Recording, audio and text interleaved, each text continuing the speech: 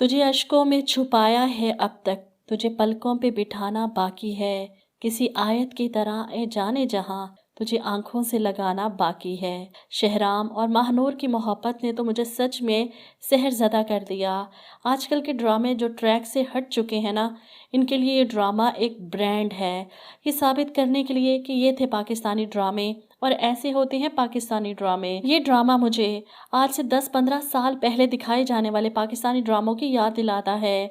मन माइल, प्यारे अफजल और ऐसे ही प्यारे प्यारे ड्रामे, इनकी वाइब्स आती हैं। बहरहाल अगली किस्त के टीज़र में आपने देखा कि महानूर दुल्हन बने शहराम के सामने बैठी है और वो इससे अपनी मोहब्बत का इजहार कर रहा है।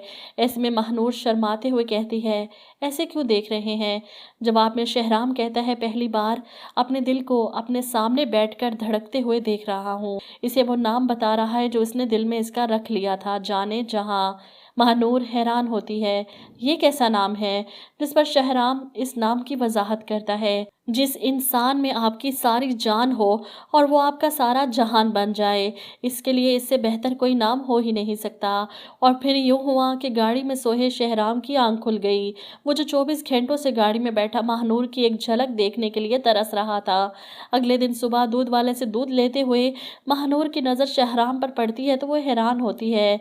इसके दिल में शहराम की मोहब्बत तो कब की दस्तक दिए बगैर दाखिल हो चुकी थी। शहराम के पास जाती है, इसकी खैरियत मालूम करती है, आप ठीक तो हैं? यहाँ पर क्या कर रहे हैं? ऐसे में शहराम इसके सामने खड़ा इससे वजह पूछता है, आखिर ऐसा क्या है? आपने हवेली आना क्यों छोड़ दिया? मेरे किसी मैसेज का रिप्लाई नहीं कर रही, कौन सी बात मेरी बुरी लग गई आपको? ऐसे में महानूर नजरें चुराती है, मुझे आपकी कोई बात बुरी नहीं लगी, लेकिन वो शहराम की छोटी अम्मी के बारे में इसे बताकर परेशान नहीं करना चाहती थी, इसलिए इस बात को टाल जाती है और शहराम से कहती है, उस रात मैं घर देर से पहुंची तो मोहल्ले में अजीब अजीब बातें लोगों ने की मेरे बारे में, हवेली वालों के बारे में, इसलिए बाबा ने मना कर दिया था हवेली जाने से। लेकिन मैं स्कूल देख कर आई थी, आपने काम क्यों नहीं शुरू करवाया वहाँ का? वो आर्किटेक्ट भी आपका इंतज़ार कर कर के थक चुके हैं। शहराम को ये सुनकर बहुत दुख होता है, ऐसा कैसे हो सकता है?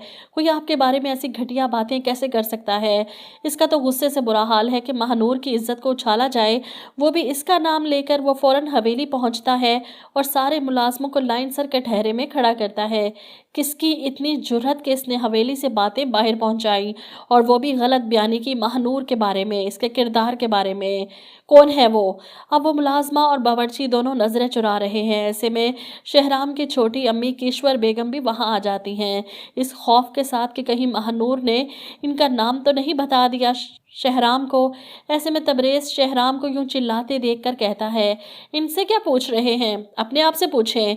ऐसे में किश्वर मुलाजमों के सामने ये सब तमाशा नहीं चाहती थी, कहीं किसी ने शहराम के सामने मुंह खोल दिया तो वो फंस जाएंगी, इसलिए सारे मुलाजमों को वहां से चलता करती है और शहराम को समझाने की कोशिश करती है।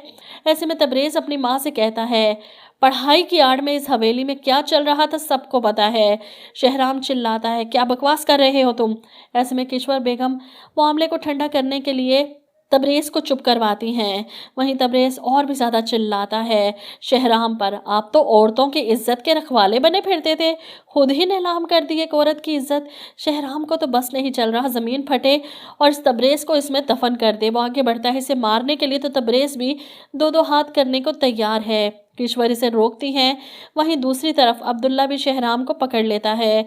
किश्वर बीच में खड़ी होकर दोनों बेटों पर चिल्लाती हैं, क्या एक गैर लड़की के लिए भाई एक दूसरे के दस्तों गिरेबान हो जाएंगे? अच्छा हुआ वो यहाँ से चली गई, नहीं तो तुम दोनों तो एक दूसरे के खून के प्यासे हो जाते। अब दोबारा मैं इस हवेली में ऐसा कोई तमाशा नहीं देखना चाहती। तबरेज़ माफ़ी मांगो अपने बड़े भाई से। और तबरेज़ हाथ झटकता हुआ बड़बड़ाता वहाँ से निकल जाता है, जबकि शहराम अपनी छोटी माँ के सामने अपने भाई के इस रवैये पर रोहानसा हो जाता है। एक बाकिरदार लड़की पर कीचड़ उछाला गया मेरा नाम लेकर, मैं ये कैसे बर्दाश्त कर सकता हूँ छोटी अम्मी? और अब वो सही मायनों में उठकर खड़ा होगा, क्योंकि अपने बाप मुराद शाह की इतने बरसों की कमाई हुई इज्जत को वो इस तरह दागदार नहीं कर सकता।